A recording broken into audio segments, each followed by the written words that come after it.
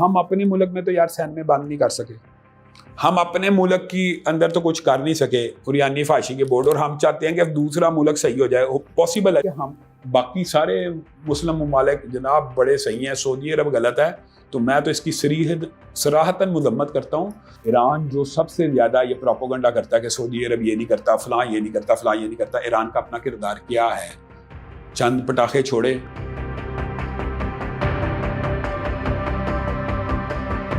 Bomb blast تھا remote control اس level کا, یعنی اس طرح کی اسیسینیشن اور کسی لیڈر کی تب تک نہیں تھی ہوئی. میں کلی طور کے اوپر یہ جتنے واقعات ہیں کہ زندہ جلا دینا, لاش کو جلا دینا, وہ سری لنکا کا جو واقعہ ہوا, یہ جو میں ان سب باتوں کو کی مذمت کرتا ہوں. اب بغیر جلاؤ گراؤ پتھراؤ کے پرامن احتجاج تو کر سکتے ہیں نا, تو پرامن احتجاج کر کے اپنا کام کروائیں. آج کے دور میں سیاسی اور معاشرتی اختلافات کے پیچھے سوشل میڈیا کا ایک اہم کردار ہے. آپ کی اس سے متعلق کیا رائے ہے؟ جو اصل آئی ڈی سے لکھتا ہے نا وہ پکڑا جاتا ہے, لیکن جو نقل سے لکھ رہا ہے اس کا کیا علاج ہے بتائیں؟ ہم جاتے ہیں, میں اپنی بات بتا رہا ہوں, ایف آئی اے میں گئے ہیں, تھانوں میں, وہ کہتے ہیں علامہ صاحب یہ کوئی جرمنی میں بیٹھا ہوا ہے, کوئی انگلینڈ میں بیٹھا ہے, ان کا کیا کرنا؟ تو وہ تو فرقہ واریت بڑھکانے کا بہت بڑا ٹول ہے. فیک آئی ڈیز فرقہ واریت پاکستان میں اس قدر پروموٹ کر رہی ہیں. آپ ابھی اٹھا لیں, میرے نام کے ساتھ سرچ کریں, قتل کے آپ کو فتوے مل جائیں گے. یعنی اس حد تک کہ اس کو قتل کر دیا جائے. ابھی طارق مسعود صاحب کے قتل کے باقاعدہ باضابطہ جو فتوے ہیں ان کو نشر کیا جا رہا ہے. زیادہ آئی ڈیز فیک ہیں, اصل آئی ڈی سے جو کرے گا اس کے تو پکڑے جانے کے امکان ہوتے ہیں. تو فیک آئی ڈیز اس فرقہ واریت کو بھڑکانے میں بہت بڑا کردار ادا کر رہی ہیں. میری رائے اس بارے میں یہ ہے کہ سامعین اور ناظرین اس بارے میں بہت محتاط رہیں. کوئی بھی آپ کو دینی رہنمائی اگر سوشل میڈیا پہ کر رہا ہے اس کی تعلیم کو ضرور انالیسس کریں.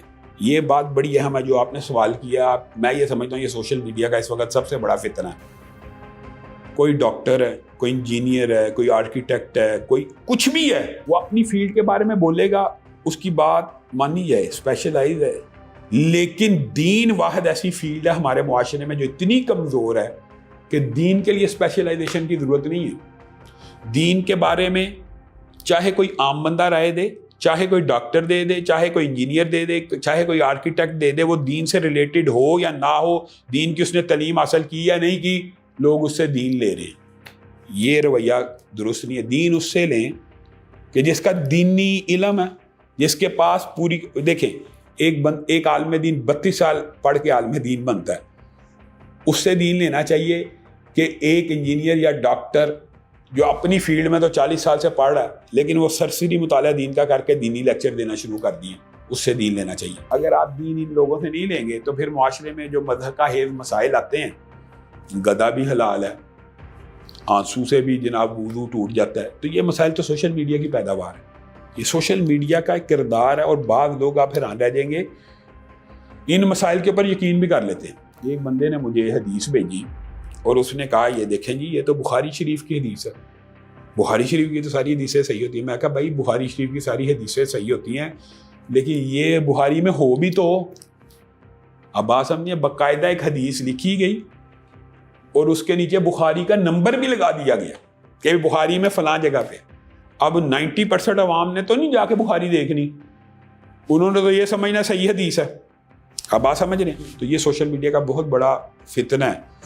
لیکن دوسری طرف جو اس کا پازیٹیو پوائنٹ ہے وہ یہ ہے کہ ہر دینی ادارے کا عالم دین, ہر مسجد سے جو دین کا داعی ہے اس کی آواز عوام تک پہنچ رہی ہے. اب اگر بندہ یہ کہ ڈاکٹر ذاکر نائک نے جی مدرسے سے نہیں تھا پڑھا, ایک مدرسے کے لیے, بھائی اس نے تقابل دیان پڑھا, اس کا سبجیکٹ تقابل دیان ہے. آپ تقابل دیان میں اس سے بڑے عالم ہیں نہیں. بات سمجھ رہے ہیں؟ اگر تو تقابل دیان میں بڑے عالم ہے پھر آپ نگیٹ کریں. اسی طرح ڈاکٹر اسرار فہم قرآن کے اندر پائنیئرز میں سے ہیں پاکستان کے اندر جنہوں نے لوگوں کے اندر یہ اویئرنیس پھیلائی ہے کہ قرآن کو ترجمے سے سمجھا جائے. تو ہم ڈاکٹر اسرار کی اس جو خوبی کو مانتے ہیں. دیکھیں ایک بندہ کہہ رہا ہے کہ قرآن کو ترجمے سے پڑھا جائے سمجھا جائے, اور معاشرے کو جمود کو اس نے ختم کیا جو 150 سالہ جمود تھا. اہل حدیث مکتبہ فکر تو پہلے سے کہتا ہے کہ قرآن کا ترجمہ پڑھنا چاہیے, لیکن شاید وہ ابلاغ نہ ہو سکا جو ڈاکٹر صاحب نے کیا. 15 اگست 2021 کو اقتدار میں آنے کے بعد ایک طرف طالبان حکومت کو تنقید کا سامنا کرنا پڑا تو دوسری طرف جشن بھی منایا گیا. آپ کا طالبان حکومت اور ان کی پالیسیز پہ کیا سٹانس ہے؟ میں تو طالبان کا جو افغانستان میں حکومت آئی ہے ان کی کلی طور پہ سپورٹ اور تائید اس لحاظ سے کرتا ہوں. جو خواتین کی بات آپ کرتے ہیں، میں آپ سے ایک سوال پوچھتا ہوں، کیا یہودیوں کے اندر گروہ موجود نہیں ہے جو مخلوط تعلیم کو ناجائز سمجھتے؟ کیا عیسائیوں کے اندر مورمن چرچ موجود نہیں ہے جو مخلوط تعلیم کو ناجائز سمجھتا ہے؟ تو مسلمان بنیادی طور پہ مخلوط تعلیم کے خلاف ہیں کہ عورتوں کی تعلیم کے خلاف ہیں؟ ایک بات بڑی بنیادی سمجھنے کی ضرورت ہے، اور یہ میں امریکہ کے دورے پہ گیا تھا، وہاں پہ بڑے بڑے تھنک ٹینک بیٹھے تھے، میں نے وہاں پہ بھی یہ بات رکھی تھی کہ آپ جو یہ کہتے ہیں نا مسلمان عورت کے تعلیم کے خلاف ہے، آپ جھوٹ بولتے ہیں. اس وجہ سے کہ ہماری تو ماں عائشہ پہلی مدرس ہیں. عورتوں کے تعلیم کے ہم خلاف نہیں ہیں، ہم مخلوط تعلیم کے خلاف ہیں. یہ ہمارا رائٹ ہے کہ عورت یعنی ایک بچی اور ایک بچہ، آپ کیوں چاہتے ہیں کہ وہ کٹھے بیٹھ کے پڑھے؟ آپ کو کیا پرابلم ہے؟ ہم لا کے بیٹھ کے پڑھانا چاہتے ہیں. یہ کوئی راکٹ سائنس نہیں ہے. ہماری بچی ماسٹرز کرے، پی ایچ ڈی کرے، ایم فل کرے، جو مرضی کرے. یہ کہاں پہ ہمارے پہ فرض ہے کہ وہ مخلوط کرے؟ مخلوط تعلیم کے اندر بھی اگر شرعی حدود و قیود کا خیال رکھا جائے تو کی جا سکتی ہیں اگر اویلیبل. لیکن ہم یہ چاہتے ہیں کہ انڈیپینڈنٹ ایسے ادارے ہونے چاہیے. خواتین کی انڈیپینڈنٹ اگر یونیورسٹی ہو، وہاں پہ پی ایچ ڈی ہو رہی ہو، وہاں پہ ایم فل ہو رہا ہو، آپ کا خیال ہے کوئی مولوی یا کوئی طالبان یا کوئی دینی عالم اس کے خلاف ہوگا؟